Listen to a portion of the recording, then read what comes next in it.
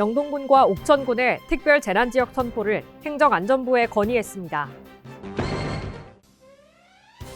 충청북도와 충북대 중심의 반도체 공동연구소 추진단이 반도체 공동연구소 유치를 위해 전력을 기울이고 있습니다.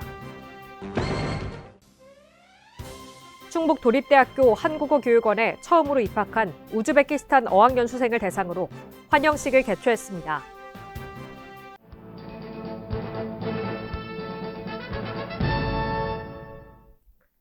여러분 안녕하십니까? CBI-TV 충북뉴스입니다. 첫 소식입니다. 영동군과 옥천군의 특별 재난지역 선포를 행정안전부에 건의했습니다. 충북도는 행정안전부와 청주, 보은, 옥천, 영동 지역에서 사전 피해 조사를 실시했고 영동군과 옥천군이 특별 재난지역 선포 기준 금액을 초과할 것으로 검토했습니다.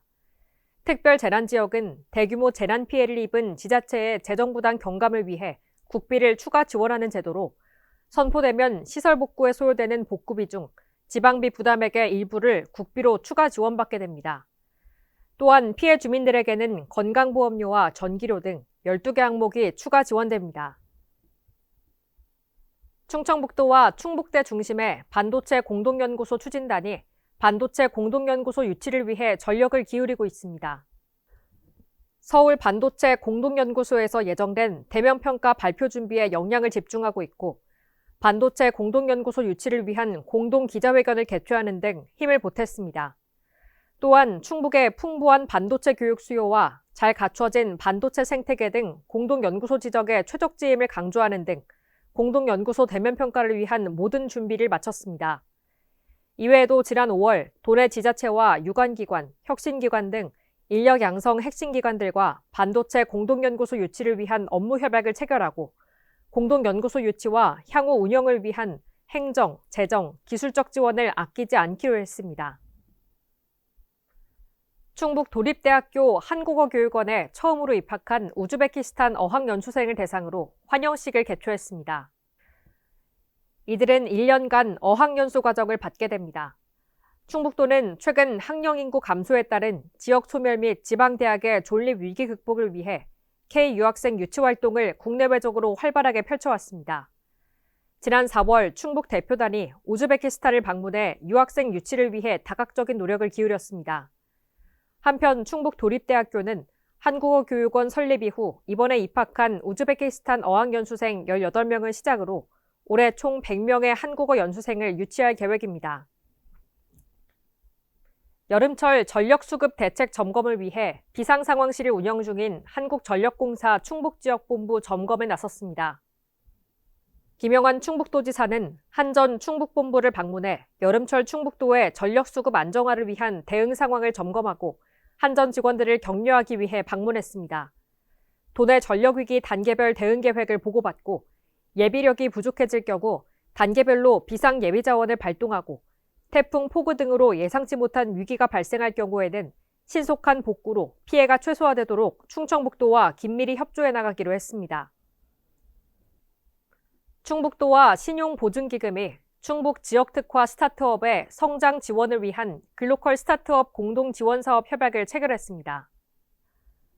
이번 사업은 창업 인프라가 취약한 비수도권의 창업기업 경쟁력 강화를 위해 비수도권 지자체와 함께 성장 가능성이 높은 지역특화 스타트업을 발굴 육성하는 사업입니다. 도에서 창업기업을 추천하면 신보에서 심사를 통해 지원기업을 선정해 보증 비율을 100%로 확대하고 보증료율을 0.5%로 인하해 지원합니다. 또한 업력과 기업 규모 등에 따라 최대 200억 원까지 단계별로 보증 한도를 우대 지원해 창업기업의 자금 확보에 큰 도움이 될 전망입니다. 김영환 충북도지사와 도청 팀장급 공무원들이 참석한 가운데 확대 간부회의가 토론 형태로 진행됐습니다.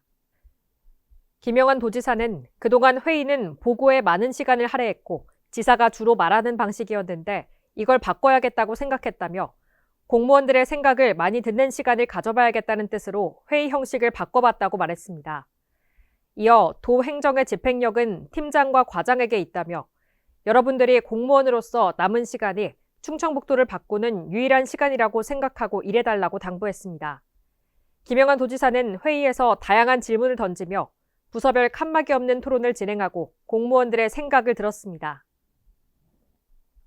충청북도가 2024년 제5회 한국의 최고 경영대상에서 창의행정 경영부문에 선정됐습니다.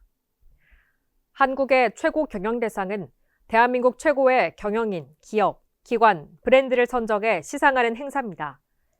먼저 브랜드 슬로건 충북, 대한민국 중심에 서다 교체로 충북의 정체성을 확립한 점을 높게 샀습니다. 또한 중부내륙 연계발전지역 지원에 관한 특별법이 발의 1년 만에 제정돼 시행 중으로 해안과 함께 내륙으로라는 대한민국의 미래 100년을 책임질 새로운 국가 균형 발전의 패러다임을 제시했다는 점에서 높은 점수를 받았습니다.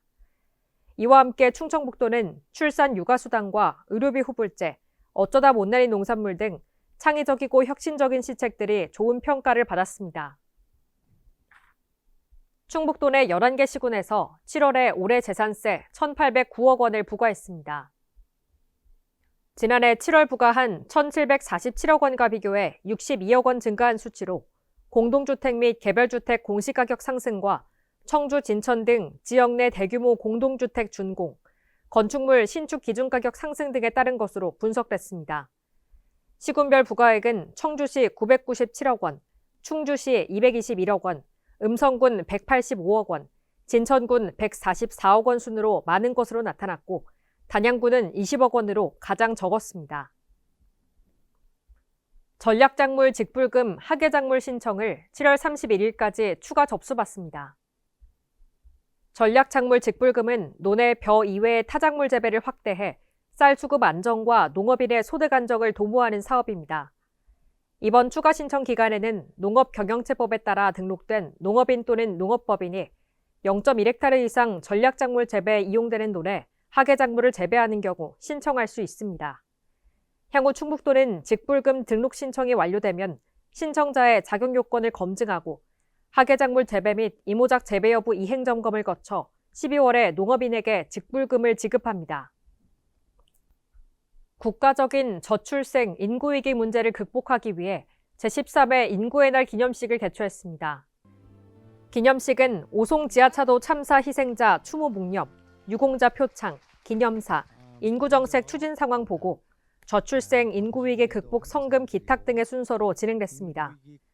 한편 충북도는 저출생 인구위기 극복을 도정 최우선 과제로 선정하고 지난해부터 다양한 임신, 출산, 친화 정책을 추진하고 있으며 이 공로를 인정받아 제13회 인구의 날 기념식에서 국무총리 표창을 받았습니다.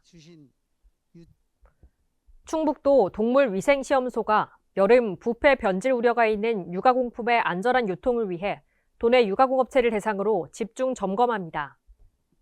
주요 점검 내용은 자가 품질 검사 규정 준수와 작업장 내 위생 상태, 보관 및 유통 기준 준수, 소비기한 경과 제품 사용 및 보관 여부 등이며 육아공품 약 50건을 수거해 병원성 미생물 및 이화학 검사를 실시합니다. 위반 업체에 대해서는 관련 법령에 따라 행정 처분하고 부적합 제품은 즉시 회수 폐기할 방침입니다. 평일 야간과 주말 휴일에 일시 돌봄이 필요한 가정을 위해 야간 휴일 시간제 보육 어린이집을 8월부터 시범 운영합니다. 이는 야간 휴일에 양육자의 긴급한 상황이나 개인적인 사유가 발생했을 때 시간 단위로 이용할 수 있는 시간제 보육 서비스입니다. 사업 운영에 앞서 공모 및 심사를 거쳐 서비스 제공기관 3개소를 선정했습니다. 충북에 거주하고 있는 12개월 이상 7세 이하 취약전 아동이라면 야간 휴일 시간제 어린이집을 이용할 수 있습니다.